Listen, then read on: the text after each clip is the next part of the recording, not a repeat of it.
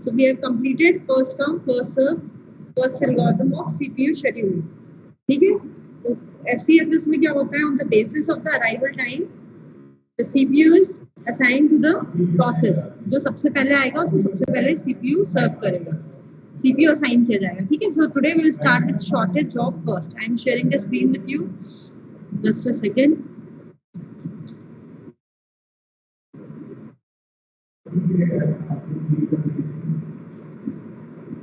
So all the classes which I all the classes I'll share on your Teams group. ठीक है, file में upload करूंगी OS का जो मैंने बनाया हुआ है. देखिए स्क्रीन शेयर कर दूं.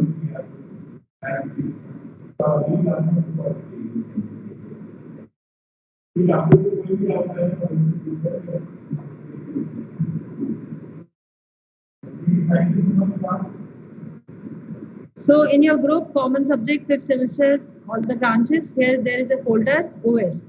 So I've uploaded all these files. मुझसे एक मैसेज आया था कल किसी स्टूडेंट का कि मैम प्लीज नोट्स अपलोड करिए. आपको अपलोड तो किया हुआ है बेटा यहाँ पर. अब अपने टीम्स ग्रुप में ये फोल्डर चेक करिए. OS ऑपरेटिंग सिस्टम का एक फोल्डर बनाया मैंने, उसमें सारी फाइल्स शेयर की हुई हैं. ठीक है, अगर कोई मिसिंग है तो यू कैन इन्फॉर्म मी, मैं वो भी अपलोड कर देती हूँ.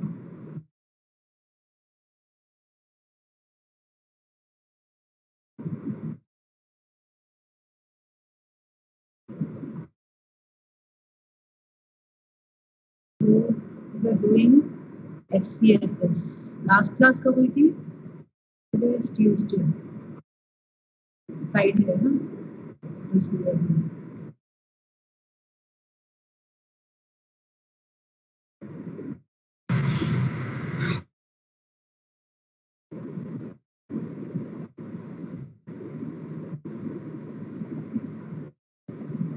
ठीक है, so this we have completed.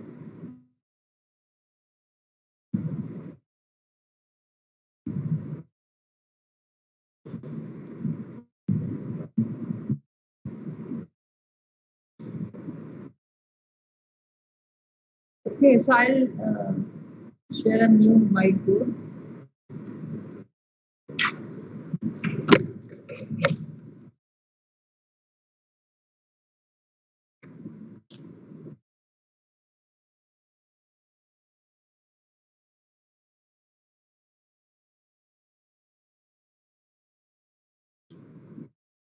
Is it visible? Whiteboard is visible to you? Yes, ma'am.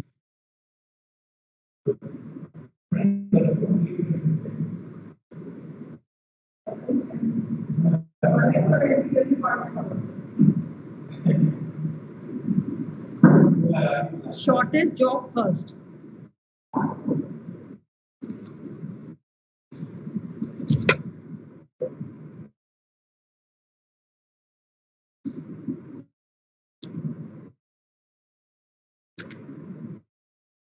And this is also known as shortest. Next, CPU burst.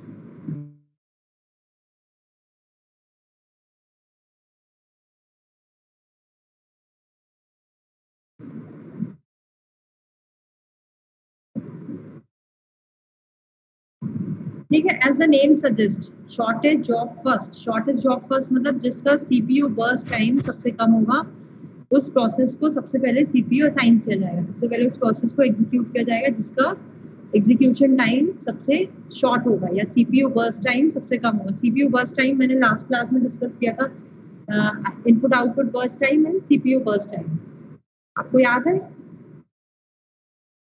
CPU burst time क्या होता है? कितने टाइम कोई प्रोसेस एक CPU को कोई process कितने time के लिए CPU को यूज कर रही है.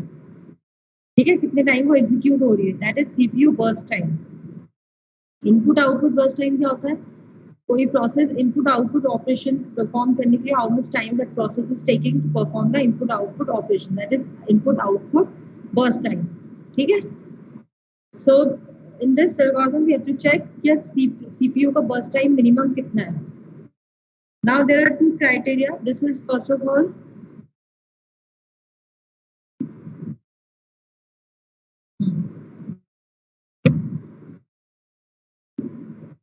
So in this you have to check with it.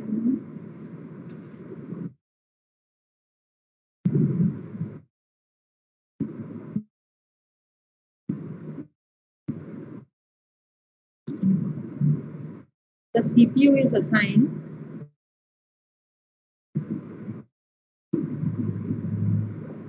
to a process whose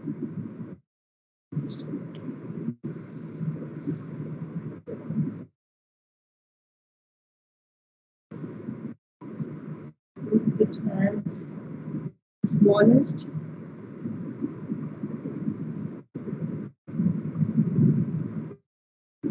CPU burst. ठीक है, CPU burst से आप समझते हो ना, CPU को यूज करने के लिए कितना टाइम कोई प्रोसेस यूज कर रही है। तो अगर किसी का मिनिमम CPU burst है, दैट मीन्स उस प्रोसेस को CPU सबसे पहले असाइन किया जाएगा। And this is pre-emptive, this is non pre-emptive.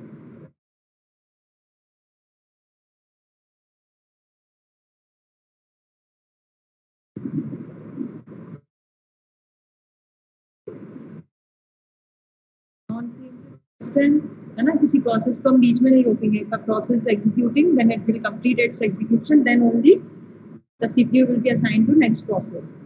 This is non preemptive.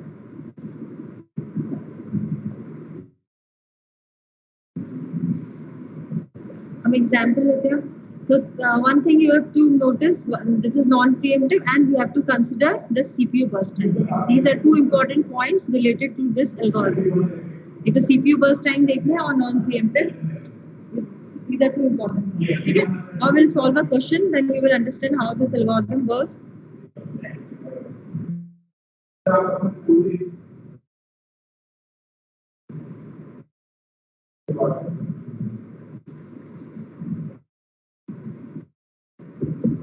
Question लेते हैं। Arrival time, some processes are given, their arrival time is also given in the question.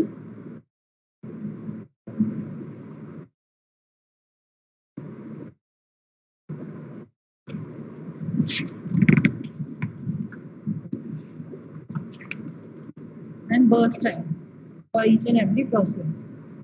Burst time समझ रहे हो ना, उसको execute होने के लिए कितना टाइम चाहिए किसी प्रोसेस को। Suppose we have 4 processes P1, P2, P3 and P4,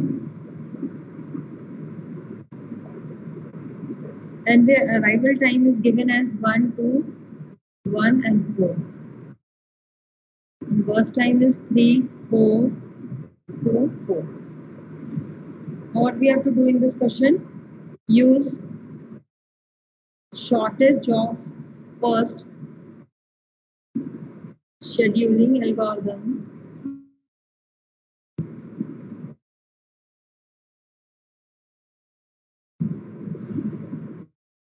to schedule the given processes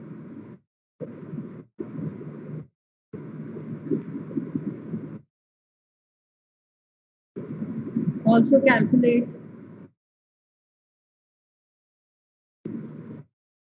average turnaround time and average waiting time.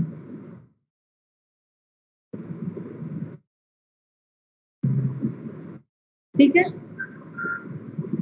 So this is your question. Now how this algorithm works?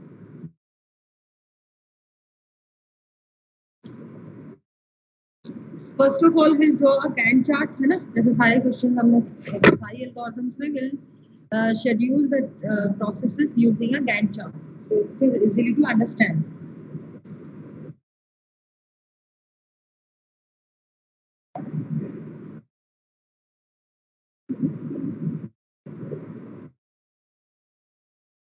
ठीक है? So always start with 0. जब भी आप Gantt chart draw करते हो तो आप 0 से ही start करेंगे। ठीक है? Now what we have to do? So आप ये we have to check the arrival time first. Arrival time हमें check करना पड़ेगा। तो arrival time at time 0 no process arrives, है ना? तो 0 के 1 के बीच में कोई भी process नहीं आ रही है। At this point of time, just for 1 second, your CPU is idle because there is no process to execute.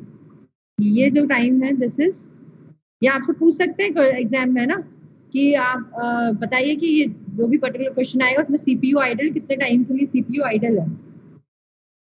ठीक है, सो ऑलवेज स्टार्ट विद 0 जिससे कि आपको आसानी होगी इंटरप्रेट करने में कि कितने टाइम के लिए सीपीयू हमारा आइडल रहा है। 0 से 1 के बीच में CPU idle. Now at time 1, at time 1 we have two option. कौन कौन सी प्रोसेस आ रही है यहाँ पर? P1 P3 P1 और P3। 3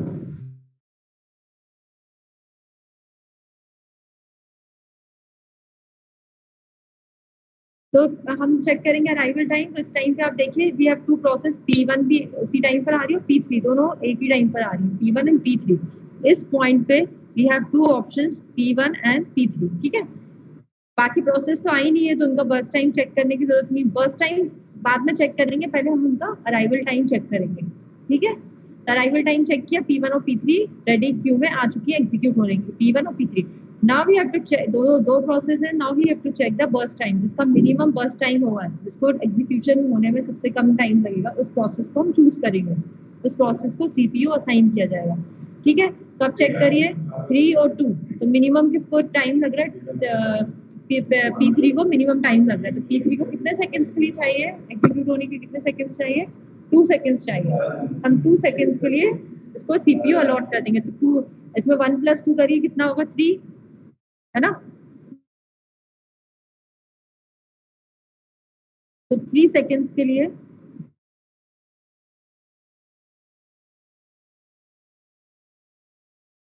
CPU is assigned to P3 process. P3 अपना कंप्लीट एग्जीक्यूशन कर चुका है। ठीक है, तो इसको हम अब चेक नहीं करेंगे दोबारा। Now at point this third second पे आप चेक करिए, at this point of time third second पे कौन कौन सी प्रोसेस है हमारे पास, कौन कौन सी प्रोसेस आ चुकी है रेडी क्यू में। तो यहाँ पर आप P2 and देखिए, P1 हाँ, और ये P3 तो कंप्लीट हो चुका है, तो P1 और P2 हमारे पास रेडी क्यू में है अभी। P1 and P2 ready queue में।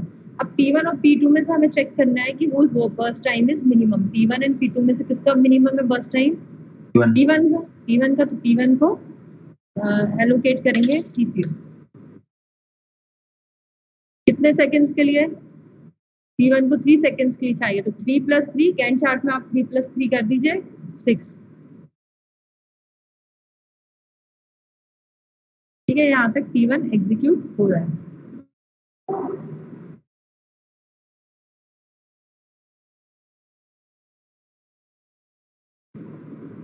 ठीक है, अब हम 6 यहाँ पर चेक करेंगे कि अगेन अब रेडी क्यू में कौन कौन सी प्रोसेसेस हैं। ठीक है, P1 एंड P3 तो ऑलरेडी एग्जीक्यूट हो चुकी है, तो यहाँ टिक कर देते हैं P1 एंड P3। अब यहाँ 6 पे P4 भी अराइव कर चुकी थी 4 पर, और P2 ऑलरेडी रेडी क्यू में है, तो P2 and P4 are in the ready Q.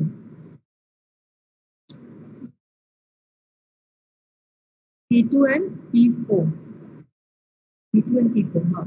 Now we have to check the execution time या CPU burst time, दोनों सेम होता है, तो दोनों का कॉमन है 4 4। जब इस तरह की सिचुएशन अराइज होगी, जब कॉमन आपका बर्स्ट टाइम इक्वल होगा, तो हम क्या चेक करेंगे? फिर हम ये चेक करेंगे फर्स्ट कम फर्स्ट सर्व, जो हमने प्रीवियस एल्गोरिथम देखी थी, जो पहले आया पहले उसको सर्व करेंगे। ठीक है, now we have to check the arrival time. P2 और P4 में से सबसे दोनों का बर्स्ट टाइम कॉमन है। Now we have to check कि P2 पहले आया था P4, तो P2 का अराइवल टाइम 2 है, तो P2 को पहले CPU असाइन किया जाएगा। ठीक है, तो ये P2 को असाइन कर दिया, कितने सेकंड्स के लिए किया? 4 सेकंड्स के लिए इसको रन करना है P2 को, तो 6 + 4 10, यहाँ तक P2 ने एग्जीक्यूट किया। अब हमारे पास रेडी क्यू में we have only one process, सिर्फ P4 बचा है, तो P4 को CPU असाइन कर दिया। P4 कितने सेकंड्स के लिए चलेगा? 4 सेकंड्स के लिए, 10 + 4, यही लिख लेते हैं 4, तो P4 को ये हमने कैलकुलेट किया। ठीक है, now we have to calculate the average waiting time, and ये हमने शेड्यूलिंग कर दी गैंट चार्ट के थ्रू। ये आपका ये टाइम होता है, इस तरह से यहाँ तक टाइम मूव कर रहा है, टाइम है ये, and this is your Gantt chart.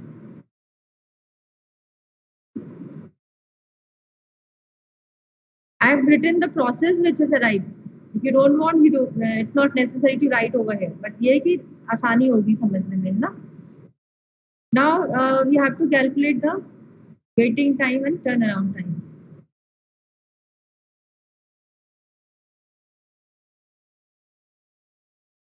P1, P2, P3 and P4. Arrival time.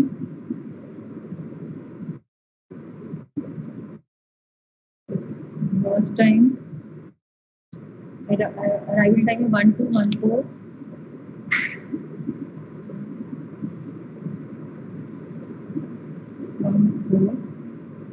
Execution time is 3 4 2 4.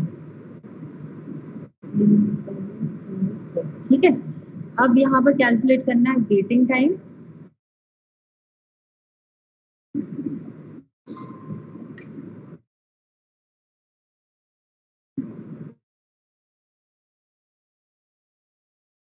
हाँ, पहले तो आपको फॉर्मूले पता होना चाहिए कि टोटल टर्न अराउंड टाइम कैसे निकाला जाता है. टर्न अराउंड टाइम कैसे निकाला जाता है, इसका फॉर्मूला होता है turn around time equal to completion time minus arrival time. हमने कंप्लीशन टाइम मतलब जब कोई प्रोसेस कंप्लीट होके बाहर आ चुकी है, that time minus the arrival time. ठीक है. तो टोटल टर्न अराउंड टाइम ये मैं बता चुकी हूँ ऑलरेडी. जब प्रोसेस ने कंप्लीटली एग्जीक्यूट कर लिया वो टाइम, और जब वो अराइव हुई थी उसमें से माइनस करना है. देन वेटिंग टाइम क्या होता है, कितना टाइम उसने वेट किया. तो टर्न अराउंड टाइम जितना मतलब टोटल टाइम को लगा एंट्री होने से बाहर निकलने तक का पूरा time minus burst time. Burst time क्या हुआ, एग्जीक्यूशन टाइम भी बोल सकते हैं हम इसको. तो एग्जीक्यूशन टाइम को माइनस कर देंगे तो हमारा वेटिंग टाइम आ जाएगा. ठीक है. दीज आर द फॉर्मूले. तो अब यहाँ पर आपको first of all you have to for calculating TAT you have to calculate completion time.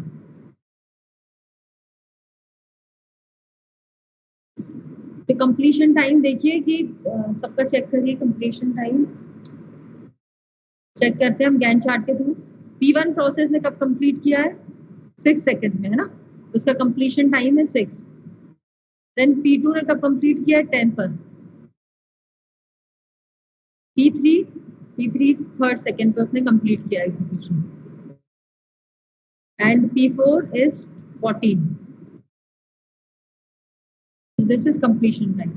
Now we have to calculate what? Turnaround time, है ना. तो TAT कैलकुलेट करने के लिए we must know the completion time. Now this completion time minus arrival time. तो total turnaround time हो जाएगा 6 minus 1 5, then 10 minus 2 8, 3 minus 1 2, 14 minus 4 10. This is the turnaround time. Now we have to calculate waiting time. कितना किसी process ने wait किया. तो P1 को check करते हैं पहले. P1 यहाँ पर है ना. तो सिंपली आप फॉर्मूले से निकालिए TAT minus burst time. TAT is this, उसको ये बर्स्ट टाइम को माइनस करना है. 5 minus 3 is 2, 8 minus 4 is 4, 2 minus 2 is 0 and 10 minus 4 is 6. अब आप चेक भी कर सकते हैं गैन चार्ट के थ्रू. P1 प्रोसेस ने कितना वेट किया है. P1 यहाँ पर अराइव हुआ था, है ना. तो यहाँ पर उसको CPU मिल गया, तो ये 2 सेकंड्स के लिए उसने वेट किया, तो सही है ये हमारा. देन P2 का चेक करते हैं. P2 को 6 पर मिला था और ये अराइव हुआ था 3 पर. नहीं सॉरी 2 पर अराइव हुआ था. तो यहाँ से ये अराइव हुआ था. इसके बाद उसने कितना वेट किया है, 3 + 4 4 सेकंड्स. ठीक है. P3 has arrived at 1 and उसको तभी CPU मिल गया था. 0 वेटिंग टाइम. Similarly P4 का कैलकुलेट किया. ठीक है. Now we have to calculate the average waiting time and turn around time. तो एवरेज टर्न अराउंड टाइम निकालने के लिए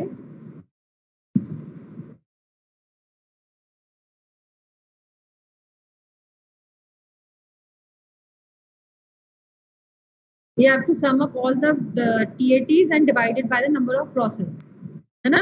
तो सारे TAT को आप ऐड कर दीजिए, क्या आ रहा है 5 ये 8 प्लस ये 25 आ गया, 25 divided by 4, it will come out to be 6.25, है ना। Now average waiting time, सबको सम अप करना है, 6 plus 10 plus 2 12, 12 by 4, this is 3, ठीक है। ये हमने कैलकुलेशंस किया, इस तरह से आपको क्वेश्चन सॉल्व करना है।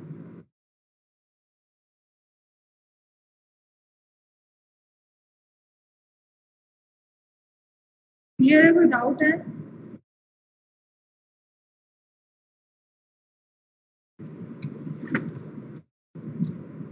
मैम जरूरी तो नहीं है ना फॉर्मूलाज यूज करना? फॉर्मुलाज यूज करना नहीं जरूरी नहीं है, लेकिन गैंट चार्ट से कई बार कंफ्यूजन होता है, क्योंकि जीरो पे कोई प्रोसेस नहीं आई तो आपको थोड़ा कंफ्यूजन होगा, इससे बेटर है कि आप फॉर्मूला यूज, हाँ एग्जाम में तो you have to write the formula also, directly calculate थोड़ा ना करोगे, पूरा you have to solve it properly कि ये फॉर्मूला है, ये यूज करके हमने क्रिएटिव निकाला है, नहीं तो आप ऐसे डायरेक्टली लिख लोगे तो हमें क्या पता आपने कैसे कैलकुलेट किया है ना। या फिर आप यहाँ लिखो using the Gantt chart we have calculated the TAT values as follow, अगर फॉर्मूला याद नहीं आ रहा है तो, ठीक है। और जैसे आप कॉम्पिटिटिव एग्जाम में तो कुछ भी आपको डायरेक्टली तब आप मन में ही सॉल्व करके फटाफट करते हो ना, गैंट चार्ट बनाया यहीं से आपने सॉल्व कर लिया, बट यहाँ पे जो एग्जाम्स होंगे वहां आपको कंप्लीटली सॉल्व करना है क्वेश्चन, ठीक है। नाउ नेक्स्ट क्वेश्चन इज, अब मैं शॉर्ट में PP लिख रही हूँ, आप समझ जाना प्रोसेस है। P1, P2, P3, P4 and P5, ये क्वेश्चन गेट में आया था। अराइवल टाइम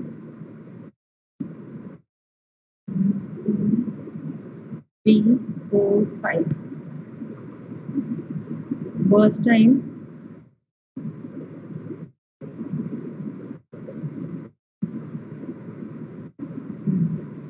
ठीक है, यूज SJF,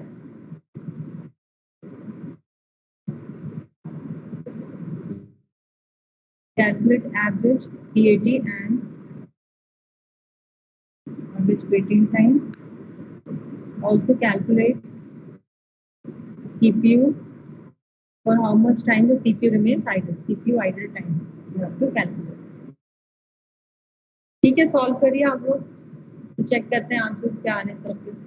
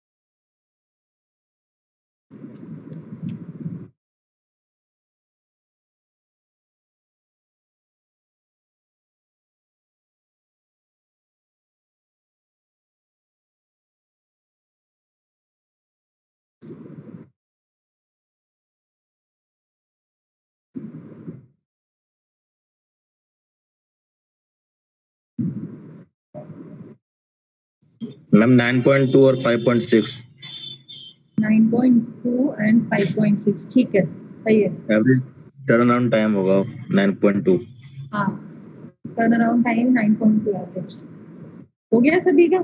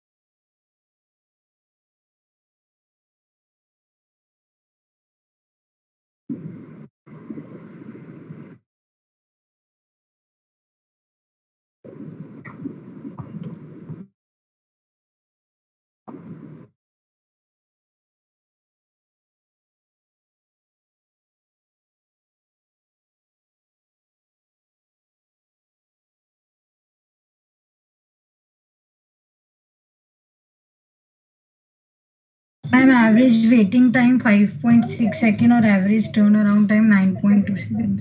ठीक है, सही है।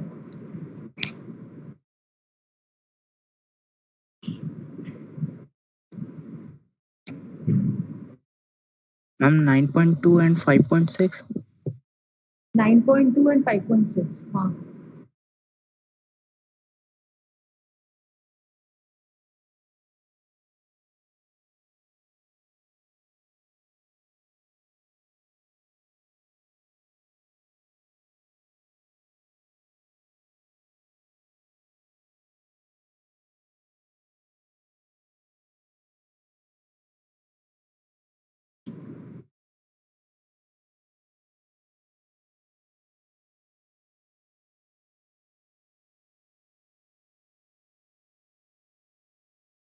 ठीक है, कुछ इस तरह से गैंट चार्ट बनेगा। पहले P1, P3, P5, P4, then sorry,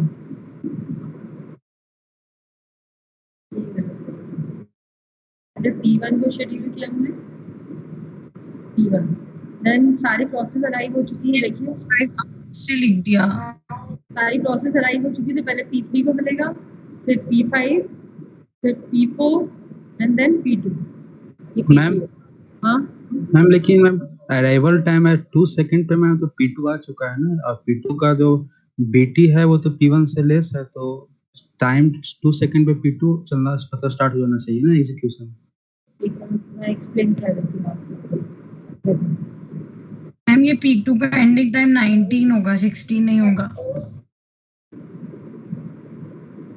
P2 का क्या, कौन सा टाइम बता रहे हो? मैम P2 का बर्स्ट टाइम 5 है, तो 14 + 5 19 हुआ ना। हाँ ठीक है, इसको एक बार चेक कर लेते हैं। देखिए 0 से 1 के बीच में कोई प्रोसेस नहीं है, तो at this time CPU remains idle. ठीक है, तो आपसे क्वेश्चन का आंसर क्या करोगे? CPU will remain idle for 1 second. ठीक है, क्योंकि there is no process in the ready queue. अब 1 पे क्या आप चेक करोगे? अराइवल टाइम 1 पे कौन कौन सी प्रोसेस आ चुकी है? सिर्फ P1 ही आई है अभी, तो नॉन प्रीएम्प्टिव नेचर की इसलिए ये गन को आपने एलोकेट कर दिया। ठीक है, तो इसने पूरा एग्जीक्यूशन किया। 7 बर्स्ट टाइम है, 7 + 1 8 तक इसने कंप्लीटली एग्जीक्यूट किया। अब 8 सेकंड्स पे आप देखिए कौन कौन सी प्रोसेसेस रेडी क्यू में अवेलेबल है। तो आप देखो सबका अराइवल टाइम 2 से 5 तक है, तो सारी की सारी प्रोसेस आ चुकी है। P2, P3, P4, P5, चारों प्रोसेस में जिसका सबसे कम बर्स्ट टाइम होगा उसको हम असाइन करेंगे सीपीयू। तो इन चारों प्रोसेस में से ये जो चारों हैं, इसमें से सबसे कम बर्स्ट टाइम किसका है? P3 का है। P3 को 1 सेकंड चाहिए एग्जीक्यूट होने के लिए, 1 सेकंड हमने इसको दे दिया CPU.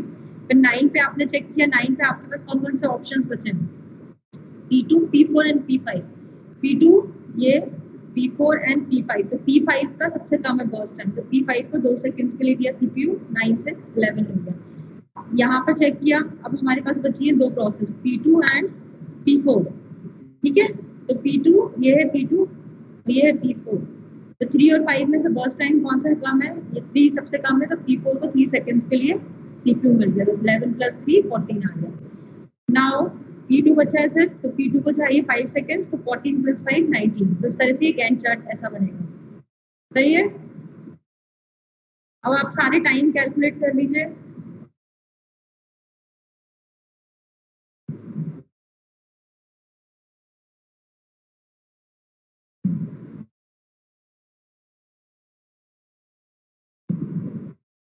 P1, P2, P3, P4 and P5.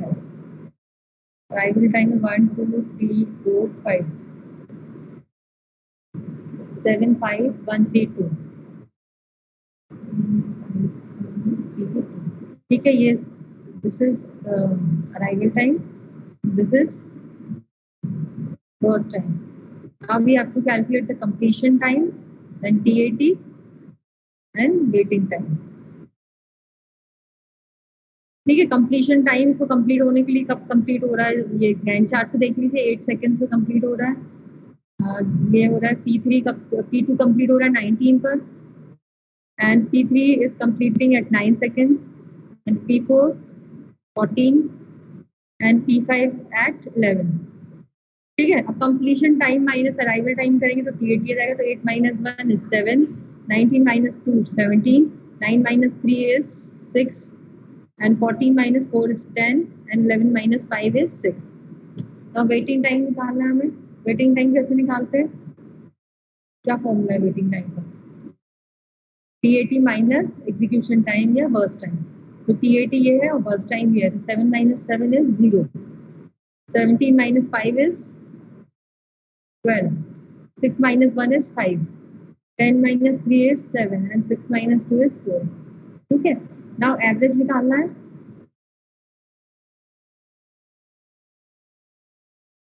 Average TAT क्या आएगा, इन सबको ऐड करिए, 27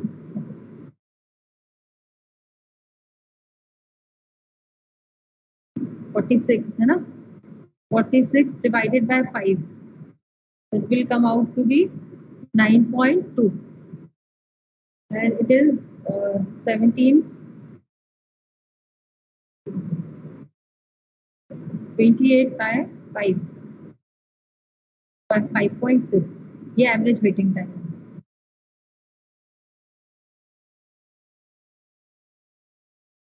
and CPU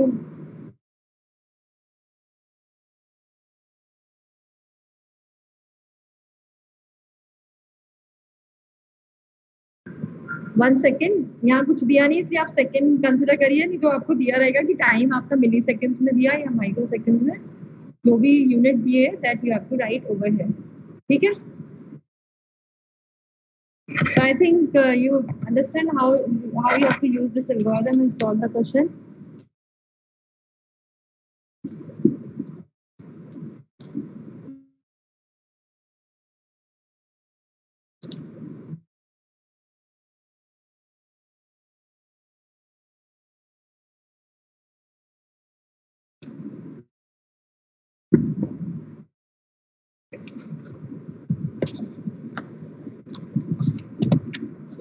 अब हम देखते हैं थर्ड एल्गोरिथम। टाइम है, स्टार्ट करें। शॉर्टेस्ट रिमेनिंग टाइम फर्स्ट, ये algorithm start.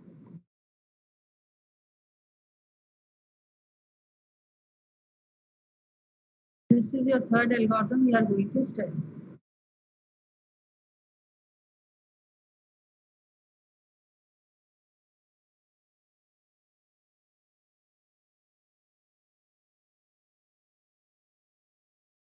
Shortest remaining time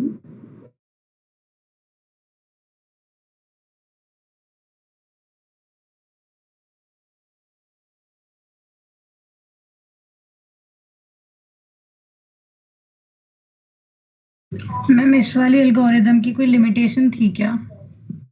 हाँ लिमिटेशन है ना, तभी तो ये यूज कर रही हूँ।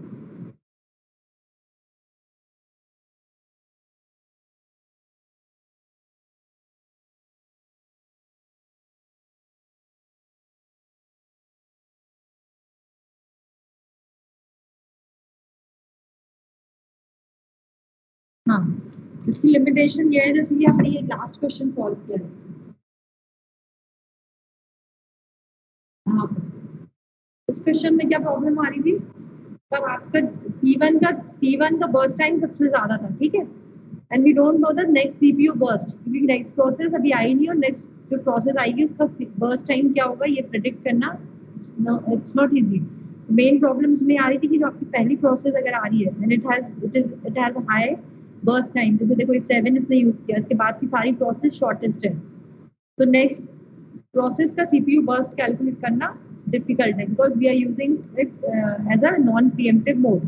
नॉन प्रीएम्प्टिव मोड में यूज कर रहे हैं तो we can not preempt this process, इसलिए जो आपकी नेक्स्ट एल्गोरिथम है ये इसी की शॉर्टकमिंग को रिमूव करने के लिए यूज करते हैं। ये प्रीएम्प्टिव नेचर की होती है, शॉर्टेस्ट रिमेनिंग टाइम फर्स्ट, ये सेम वर्क करती इसी एल्गोरिथम की तरह वर्क करती, but it is pre-emptive in nature. इसके हम लिख लेते हैं लिमिटेशन, एक यहाँ पर लिमिटेशन ऊपर ही लिख देते हैं।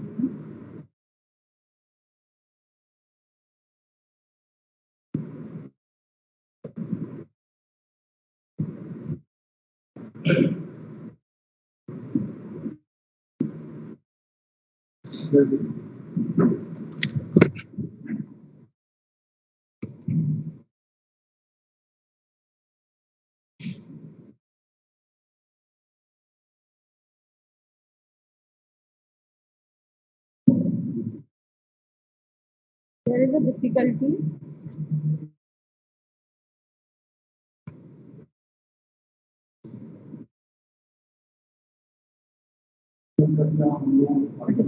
of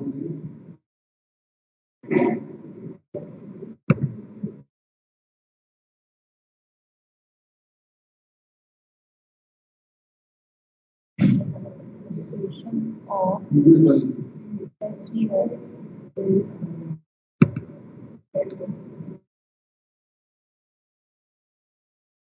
in the length of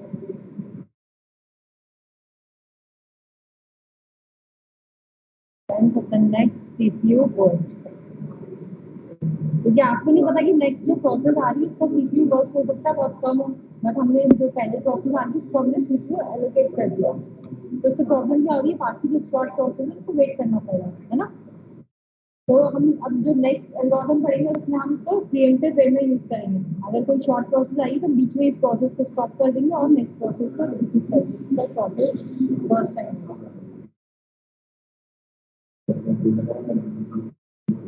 next CPU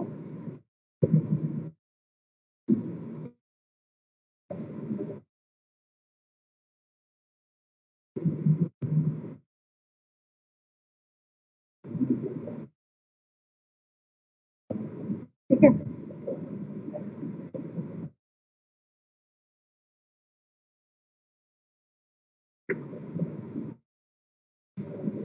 shortest remaining time first algorithm, तो मेनली इसमें मैं क्या करता हूं, ma'am excuse me ma'am, yes ma'am ये पिछली वाली उसका एक बार फिर से एक्सप्लेन कर देंगे आप, जरा लिमिटेशन समझ में नहीं आया अच्छे से।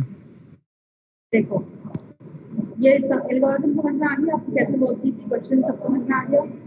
Yes ma'am, algorithm and definition सब समझ में आ गई। हम एक एग्जांपल लेते हैं, देखिए ये वाला ही एग्जांपल लेते हैं, तो क्या होता एट टाइम वन पे क्या होता आपके पास एक ये नहीं था एग्जांपल, कौन सा बता रही थी आपको, लॉन्ग वाला, ये इस एग्जांपल को ही लेते हैं, ठीक है। आपका वन टाइम पे at one time one we have only one process arrive, P1 आई थी, और P1 का बर्स्ट टाइम आप देखोगे तो सबसे ज्यादा था 7 था, ठीक है, हो सकता है और भी ज्यादा हो 20 सेकंड हम अगर ऐसा बोल देते, तो हमने P1 को असाइन कर दिया, और ये नॉन प्रीएम्प्टिव नेचर की है, मतलब एक बार P1 जब तक कंप्लीटली एग्जीक्यूट नहीं होगी तब तक we can not give the CPU to other process, ठीक है। Now Yes, ma'am. 2 3 4 5 2 3 मतलब 2 पे भी अगर देखेंगे तो आपकी P2 has arrived and it has lower burst time than as compared to P1।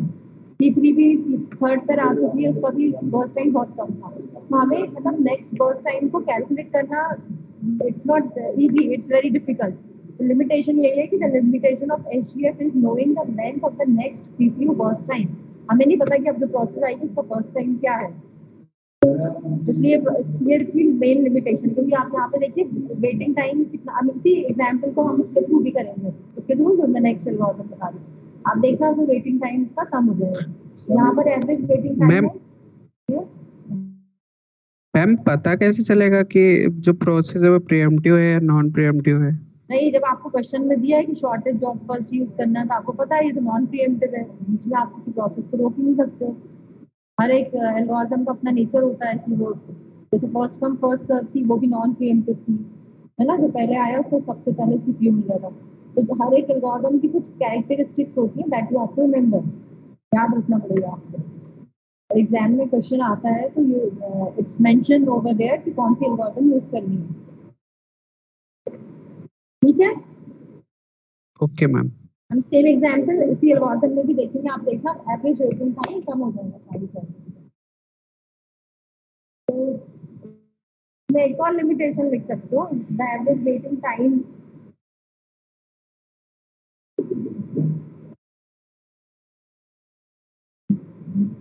average waiting time and turnaround time also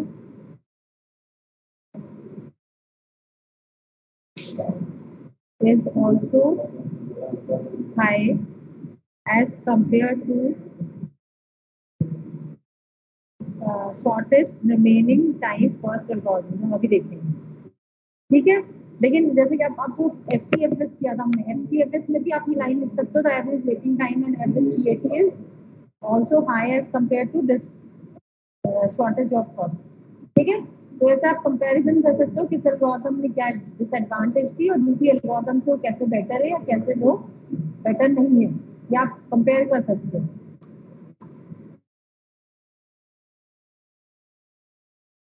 हाँ, अभी आप टाइम तो हो गया बताया।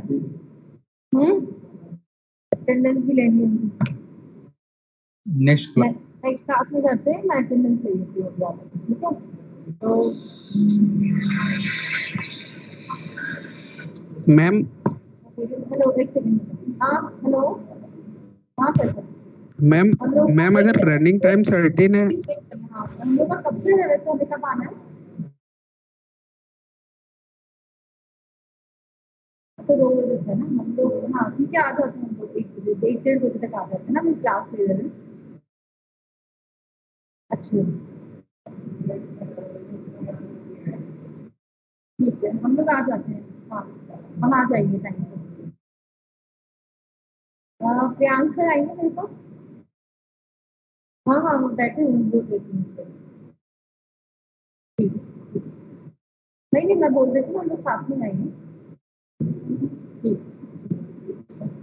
प्रियांक, उनका फोन आया है, वो कह रहे हैं कि 1 बजे तक आ जाए, तो मैंने बोला हम 1:30 बजे तक आ जाए, लंच पर, है ना। हाँ वहाँ पर। हेलो, हाँ बेटा पूछो, कोई डाउट है आपको? हेलो। हाँ, यस मैम। मैम अगर रनिंग टाइम 13 है तो क्या करेंगे उसमें? रनिंग टाइम क्या है? मैम अगर रनिंग टाइम मैम 13 है, जैसे 2 सेकंड है कि कोई भी प्रोसेस सिर्फ 2 सेकंड तक ही एग्जीक्यूट रन होगा। तो ये तो वही है ना, ये यही तो है एग्जीक्यूशन टाइम, फर्स्ट टाइम तो एग्जीक्यूशन टाइम होगा। ये तो फिक्स है ना, उसको 7 सेकंड चाहिए, 5 1। क्या पूछ रहे हो, मुझे समझ नहीं आया। ये पूछ रहे हो क्या फिक्स है क्या एग्जीक्यूशन टाइम?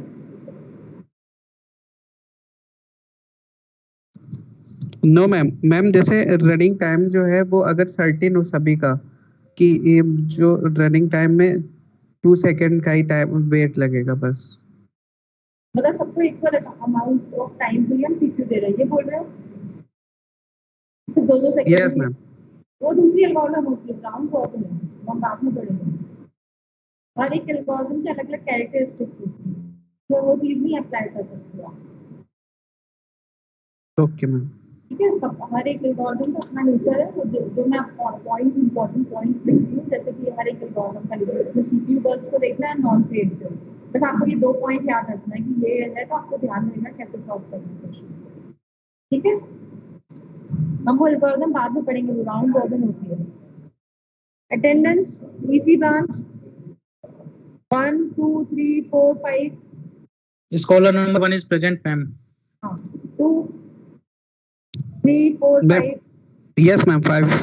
5 is 4 6 7 8 9 10 1 to 10 में सिर्फ 1 and 5 are present, ठीक है। 11 12 13 14 15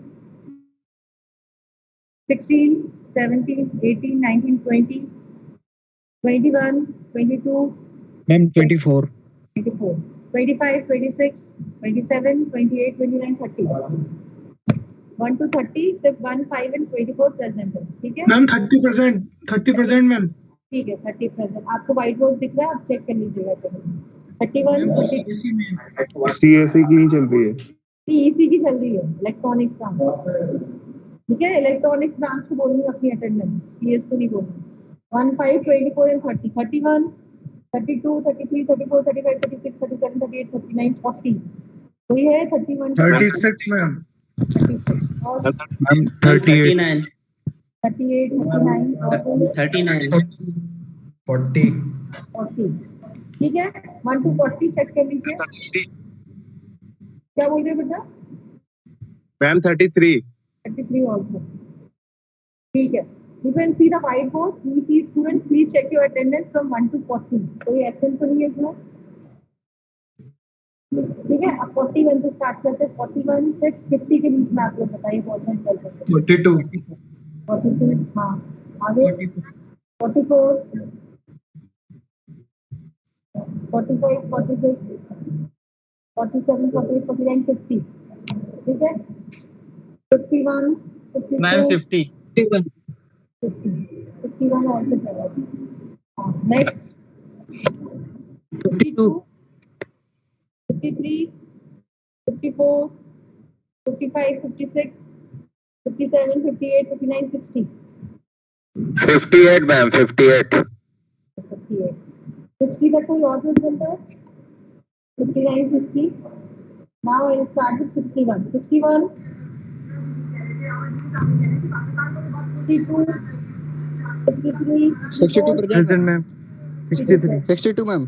ठीक है। 62 63 present 64 65 65 66 present ma'am 66 67 68 69 70 68 present, ma'am. 70 present 71 72 73 74 75 76 77 78 79 80 Present, ma'am. 76. 76 present. Anyone else remaining? 79 ma'am 79 present 80, ma'am. 17 present. 70. 27 मैं 59। 79 मैं 59 प्रेजेंट। ठीक है। 81 17. मैम 17. 81 82 हाँ Ma'am, over. बस 80 तक है स्टूडेंट्स, Yes, ma'am. ठीक है। Just check your attendance if students now if students can lead the meeting. I start with IT और सीएससी का, ठीक है। नाउ सीएससी स्टूडेंट मैम इसी 57 57 मैम 69 हाँ हो गया।